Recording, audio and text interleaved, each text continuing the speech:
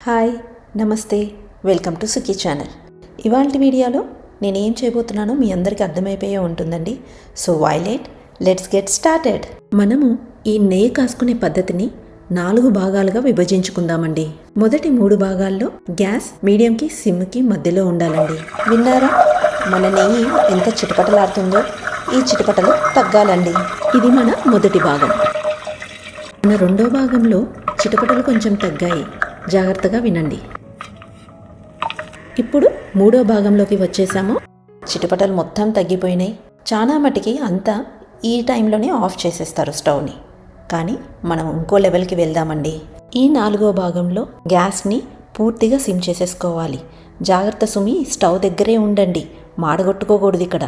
దీనిలో చిన్న కిటుకండి. గోదావరి ఉంది కదండి, అదేనండి నెయ్యి కాసిన తర్వాత వచ్చే గస. ఆ గస కొంచెం నల్లగా అవ్వాలి. వీడియోలో కనిపించింది కదండి, అప్పుడు నెయ్యి రంగు చాలా మంచిగా వస్తుంది. గోదావరి లేతగా ఉన్నప్పుడు తీసేస్తే నెయ్యి రంగు తెలుపు వస్తుంది. అంతేనండి. ఇప్పుడు స్టవ్ ఆఫ్ చేసేసుకొని తమలపాకు, కొన్ని మెంతులు వేసేసుకుంటే అబ్బా, మన గుమగుమలాడే నెయ్యి రెడీ. చల్లారిన తర్వాత ఆకులన్నీ తీసి పక్కన పెట్టేసుకొని నెయ్యిని వడగట్టేసుకోండి. అస్సలు మొహమాటం లేకుండా జల్లిల్లో ఉన్న గసని కూడా గట్టిగా నొక్కేసేయండి. కొంచెం కూడా నెయ్యి వేస్ట్ అవ్వకుండా మొత్తం దిగిపోతుంది మన బాటిల్లోకి. మా ఇంట్లో పెద్దవారైతే ఆ గోదావరిని వేడివేడి అన్నంలో ఉప్పేసుకొని కలుపుకొని తింటారండి.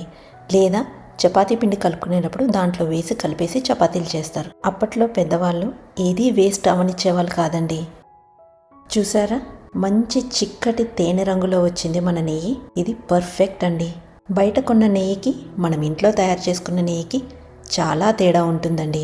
బంగారం రంగులో మన నెయ్యి రంగు ఎంత చక్కగా ఉంది కదండి. పూసలు పూసల కింద నెయ్యి వస్తే చాలా బాగుంటుంది. మనం వేసిన తమలపాకు వల్ల నెయ్యి వాసన చాలా బాగుంటుందండి.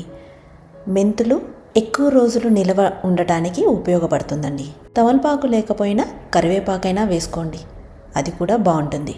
థ్యాంక్ యూ అండి. Be healthy, be happy.